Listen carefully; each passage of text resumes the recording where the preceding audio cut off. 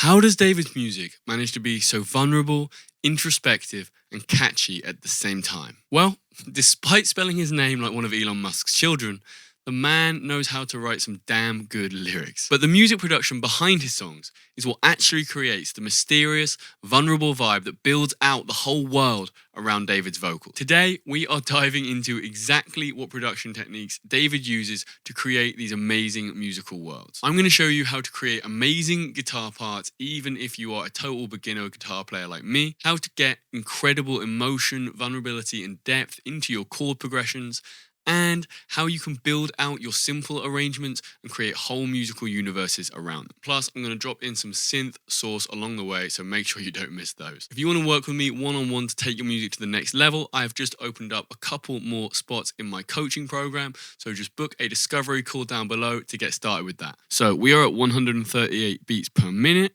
and you might be thinking, wow, that seems like a really fast tempo for really laid-back songs, but all his drums are usually in half time. So that means that instead of the snare being on like the 2 and the 4, it's just on the 3. So there's just one snare per bar. So it has a little bit of a slower feel to it. In David's music, it's really about capturing that warm, vintage, lo-fi, kind of old school feeling. And that is definitely true in the drums. So I've created a Superior Drummer 3 kind of little preset thing that sounds a bit like this. Like nice sort of old school vintagey sounding drums, and we're going to go straight in with some source. One thing that David likes to do is that you want to keep everything really kind of like minimal, kind of dark feeling. So often the hats will be sounding really bright. What you can actually do is go into Superior Drummer or whatever drum thing you use will probably have this. You can go and then pitch down the start of the note. It's called a pitch envelope in Addictive Drums. It's pitch effects here. So if I turn that off, way brighter hi-hat. If I turn it back on, it gets that nice subdued feeling that you want. So that's a tip when you're making like these old school vintage kind of lo-fi R&B drums. Try doing that pitch envelope on the hi-hat and you'll just get straight in the area with the hats. You won't need to do any crazy EQ or any of that stuff on it. It just gets you where you need to be straight away. So try that out. Let's get like a basic pattern in. David's drums are really pretty laid back, so we're just going to go for something super basic.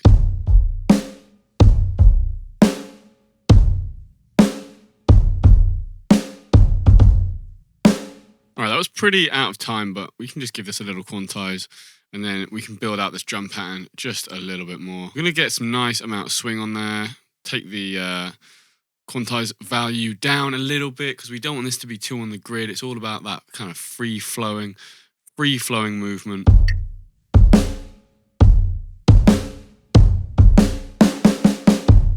Right, we need to make this sound more real. So that means getting this thing here, turning this right down, get these like to be more like little ghost notes. All these ones that are sort of on the offbeats there. Now the next thing you notice after we've turned those down is that this snare hit roll is just sounding really robotic. So we're going to do two things that are going to make that sound a little bit more lifelike. First off, we're going to switch up some of the snare hits for other types of hit, like this one. That already sounds a little bit more realistic. The next thing we're going to do, we're going to turn this one down a little bit, or this one a little bit higher, and have this one higher again. And that already sounds a lot more realistic. And now we're just going to humanize it. Ooh, that's three things actually, but yeah. We're going to humanize it a little bit, and then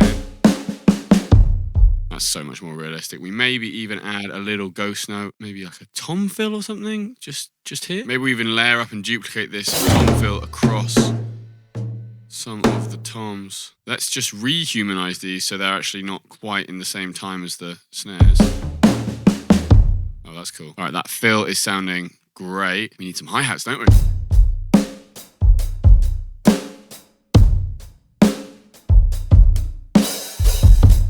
That's a nice and simple little hat pattern there. We'll get these ones on these kind of sort of pseudo offbeats turned right down as well. Now, as with those snares, to make them a bit more realistic, we can just throw in some additional hits here.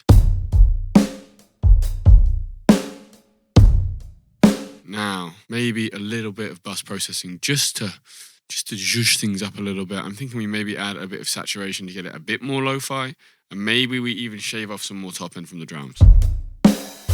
Oh, you know what could sound so crazy would be needlepoint chords. noise in there. That's crazy.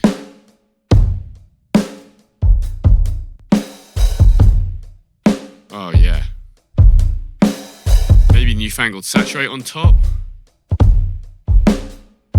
That is sounding crazy.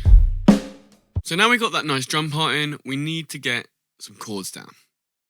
Now, David's music is very guitar heavy. And I know I said at the start of this video, I was going to show you how to make amazing guitar parts, even if you're a total beginner at guitar. I'm not an especially good guitar player, but there is a way you can get super convincing, realistic guitar parts, even with very basic guitar skills. So let me show you exactly how to do that.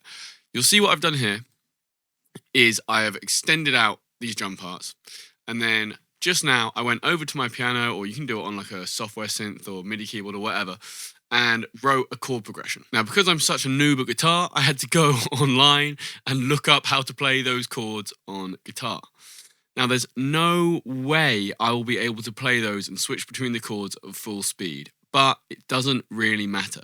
So what we're going to do is, with this extended drum part here, I'm just going to play the chords one by one, let them ring out nicely, and then we'll chop it to the rhythm we actually want in a second.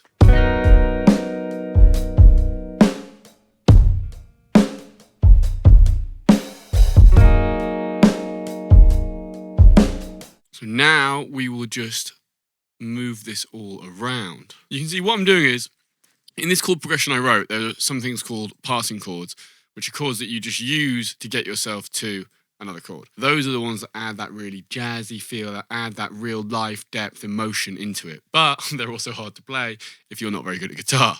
So what I'm doing is, I'm just moving these chords to be shorter so that the passing chords sound where I want them to, but I've actually played them in well.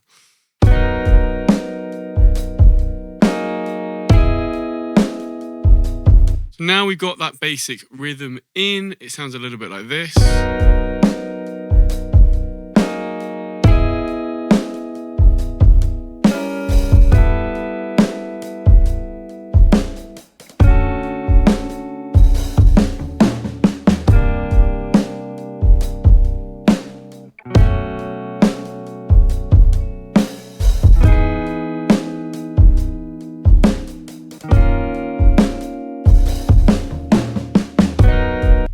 Sounds good, but I think it'll sound better if we just double track that up and put it to the other side. Okay, so now we've got these chords in, we're happy enough with those, and we're gonna process them up a little bit, and then we're gonna go further into how you can actually make these guitar parts sound, you know, professional sounding, not like something a beginner would play, playing the chords just one by one. So we've processed up our existing guitar chords just a little bit.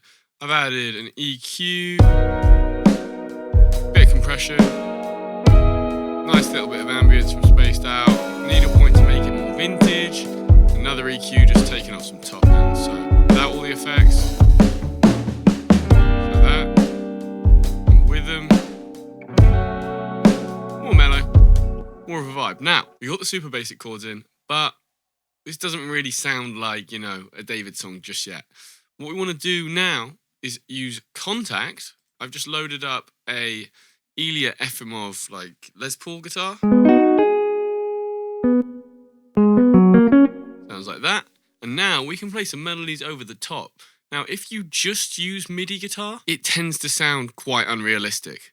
But if you play the basic chords in on a real guitar, then you can add a lot of accents with the MIDI that, like, I can never play this on a real guitar right now because I'm too much of a beginner. But when you blend it in with the real guitar sound, you'll get something sounding realistic. So in Here With Me and Romantic Homicide, the guitar parts are pretty simple, but in Here With Me there's this sort of like, he's playing the chords, but he's also playing a little melodic line to fill in the gaps between the chords. So that's what we're gonna get in right now with this Contact guitar. Let's do that.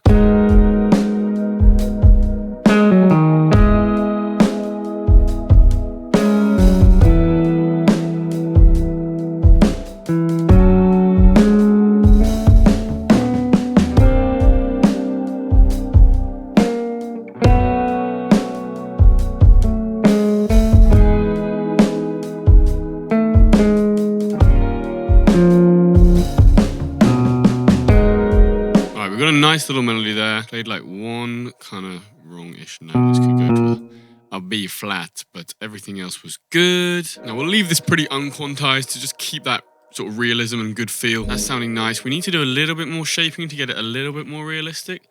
Let's use a virtual mix rack for that. We need to get a little bit of EQ in here, something more precise like this. We'll actually lightly compress this.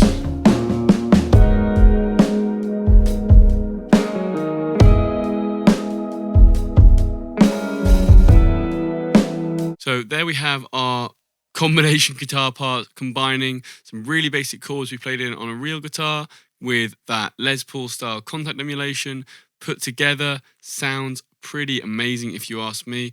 Definitely in that David kind of vibe. Now, one of the things that stands out the most about David's music is how he puts so much emotion and vulnerability into his chords.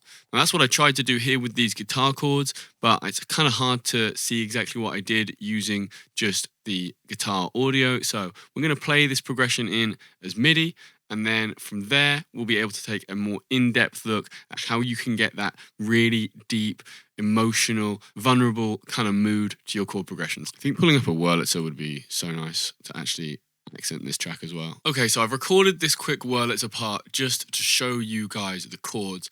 And there's two key things I want you to take away when you want to get that really deep, emotional, lo-fi, jazzy vibe to your chords. And those two things are extensions and secondary dominants. So let's get into those. If you don't understand what those are, I'm going to explain them real simple for you. Okay, extensions.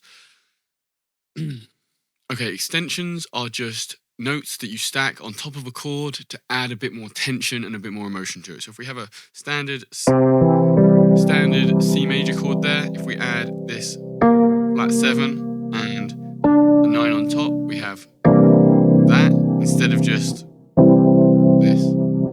Much more depth to that chord that way. So extensions are just notes that you stack on top of the chord and they add depth. Now you might be thinking, which note should I add? Super easy. Just count up in thirds and you alternate a minor third and a major third. If you don't know your intervals, that is 3 half steps or 4 half steps. So we're at C here. We're going to count up 1, 2, 3. Get to this B flat, and we're going to count up 1, 2, 3, 4. Get to that D. If we were adding the 13, if we were adding the 11, sorry, we would count up another 1, 2, 3. Get to the F. We'd have a C11 chord. So that's how you do the extensions. Secondary dominants are when you borrow a chord from another key or another scale, which allows you to make a stronger resolution to the chord you're going to. That means, in simple language, it allows you to make it more impact when you arrive to your next chord. So to give a very simple example, if I was going to try and get to this D chord, D minor, in the key of C, I would usually play like an A minor or an A minor 7, like this, and take that to the D minor. However, what I could do if I want a more strong resolution is play an A dominant 7 with that C sharp there, and then that gives me a more strong resolution, a more homeward, like coming home feeling to that chord. And David does this all the time in his music. There's loads of secondary dominants and we've got loads in this progression. So let's break that one down. We're starting off, we're in the key of E, by the way. E is our home chord. So we're starting off with this G sharp minor 9. Then we're taking that to a G sharp 9. That's taking us to this C sharp minor 7. So that's already an example of a secondary dominant basically in the first chord. So we have this C sharp minor 7. That was actually the chord in my head I was starting the progression on. So when you're writing progressions like this, you can actually take a super simple pop progression. The underlying progression of what we've just got here is actually a 6, 4, 5, 1. So it would be C minor, A major, B major, E. But because we've added all the secondary dominants, the extensions, it sounds nothing like that. So we were starting with this C minor 7, and what I wanted to do was do a secondary dominant to get there. So I started off with this G sharp major 9, and then G sharp minor 9, sorry. And then I moved it up to the major version because secondary dominants are major. They're dominant 7th chord, which is a major chord. And then it moved that to that C. And you see you get versus if I just go from the minor 9 to that. It's a nice... Just got interrupted by my girlfriend trying to burn the house down while she's making pasta. But we are back. Right, so as I was saying, the resolution from this G sharp minor 9 to the C sharp minor 9 is is nice, but you get a much stronger resolution by going to that ninth chord, the dominant 9. It sounds much more like you're arriving home at the C sharp minor. So we started with that. We moved into another passing chord, which is a G diminished 7th chord, which is this chord. That's taking us to our 4 chord, which is the A9. So we're going from, so far we've gone from 6 to 4, but in the meantime, we've passed through another few jazzy chords to spice up the progression, add that depth and emotion that we want. So that gets us to an A9. So we're actually using the A9 here in this progression as a secondary dominant in itself to take us to this D major 9, which is a super nice little change. Makes you think you're in the key of D a little bit, you know, messes with your sort of sense of where home is, which adds a lot of depth to your progressions. So that's a nice little trick to do now and again. And from that D, we're going to a more simple thing. So now we're trying to approach that 5 chord, which is the B. So we go for a C9 here, which is like this. And that is a tritone substitution for a secondary dominant, essentially. So the secondary dominant here would be an F sharp 7, but instead of that, we are doing a C9. And if you ever want to work out how to do a tritone substitution, that's what this is called. All you have to do is just go a half step up from the chord you're trying to get to and play a dominant 7th chord. So you don't have to play a C9, you could just play a C dominant 7. So very nice and easy to work out, and it just adds even more spice and flavor. And then we're hitting that 5 chord with the B11, which is a chunky chord. You can go pretty chunky on the 5 chord because we're going to resolve nicely to that 1 major 7, which is the E major 7. And then our last chord to bring us back around is an E flat 7, and that is a 5th away from our first chord, which is the G sharp major 9, minor 9. And that is how you see almost all of those chords are just flowing round and round in a circle, going in movements of fifths, or sometimes doing the odd substitution, a tritone substitution, a diminished 7th chord. But all of that stuff combined brings so much emotion. It really adds that depth of feeling to the chords. It adds some sort of harmonic richness, in my opinion. Maybe that sounds like fancy music snob words, I don't know.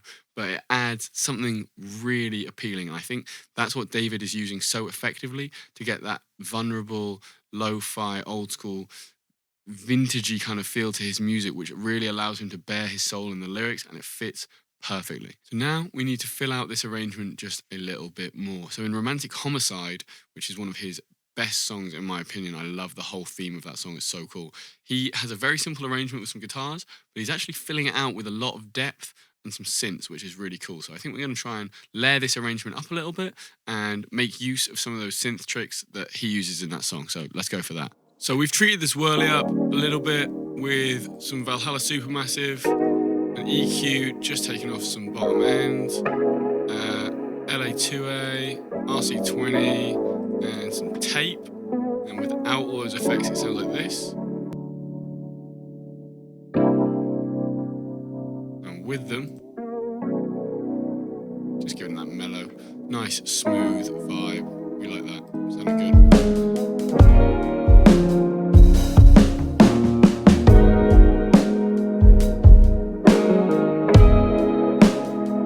So the next thing to do is fill this out with maybe some synth lines that just sort of flow in and out there in the background. David's arrangements are mostly simple, but he knows how to add those textures normally panned out to the sides that really keep your ear engaged. And that's one key thing when you're making fairly simple arrangements, like guitar, bass, and drums and vocals is most of his like bread and butter, but he uses the synths really tactically just to add in that extra sonic interest, really draw you more into his world. So let's get an analog lab to find some sounds. This is kind of eerie and I think would really fit that kind of Romantic Homicide vibe, to be honest. So let's see if we can get something cool in like that.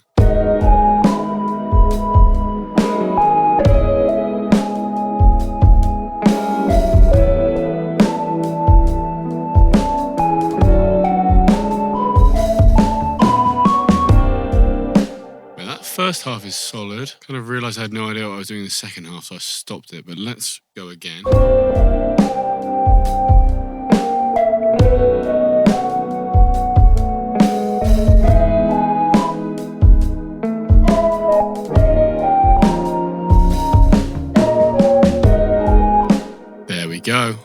1. Okay, we just need to make this sound a little bit more interesting because it doesn't sound that cool right now, but it can do. We're going to compress the hell out of it first.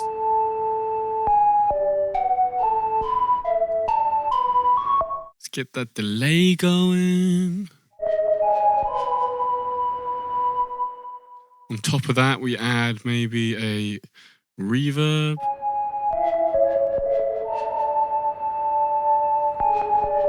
I think this may need some decapitator on there as well. Oh, that's cool. And then we'll get like a radio filter on top.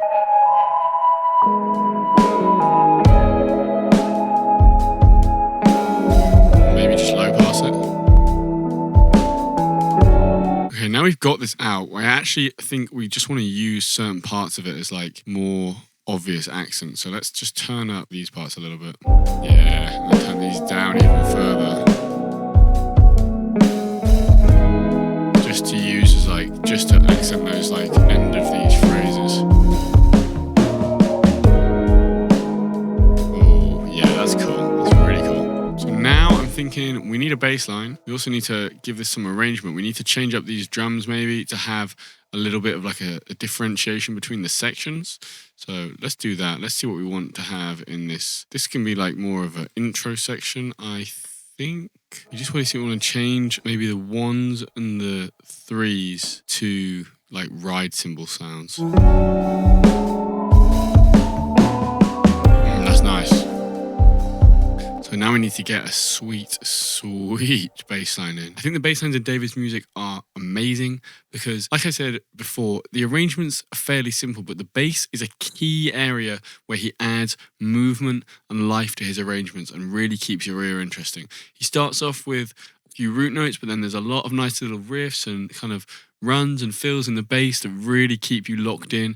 And don't distract from the vocals too much, which is really important. He really knows how to place the bass in such a way, place the bass in such a way that it doesn't detract from what the song is really trying to get across. So let's try and, use a little bit of that as inspiration and get a bass line in ourselves. Let's go.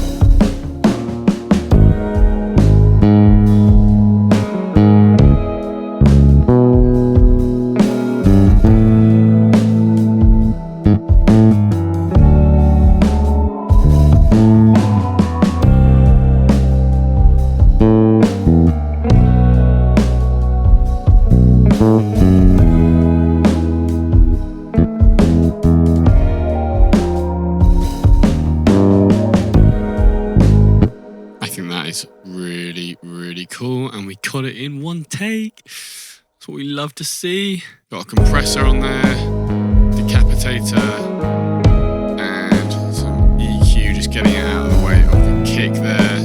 Doing some nice spectral EQ with Pro Q4, and without the effects on, it sounds like this. With them, just giving beef. That's what we like. Now, another thing David loves to do all across his songs like Sleep Well, Romantic Homicide, Here With Me, is some melancholy vocal ad-libs. They really add to that sense of depth and emotion that really draws you into David's songs. We're going to try and get something similar in to add to the vibe we've created today. I'm loving this vibe right now. It's super nice, super chill. Calling out for some crooning R&B vocals.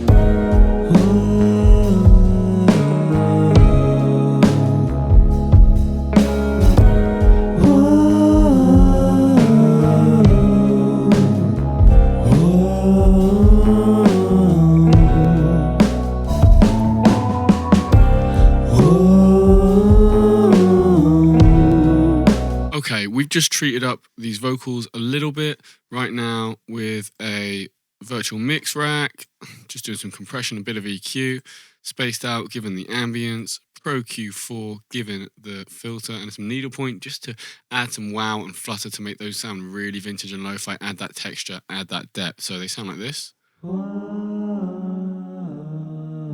So with the effects and without them. Just nicely helping those sit in the mix.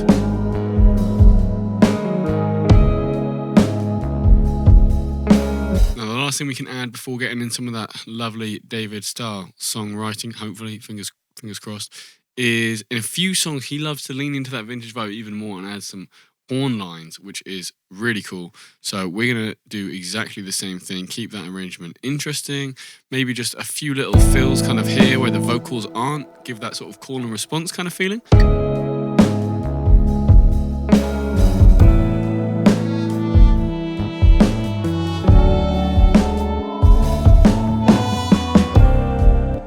Now that's a nice little line, isn't it? Okay, what we're going to do is make this a bit more realistic by adding in some more articulations and patches, but first we're going to get a little line maybe for the end as well.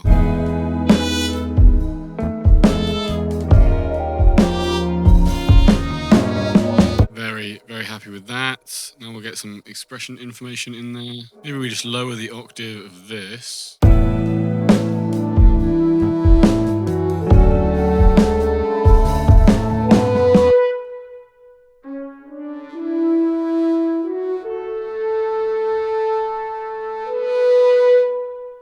Now all that's left is to get some David style vocals. We'll try and write something that kind of feels a little bit emotional, a bit vulnerable. Usually his songs are pretty like romance oriented, so let's try and think of some lyrics in like 5 minutes and see if we can get anything like improvised over the top of this that's actually gonna work.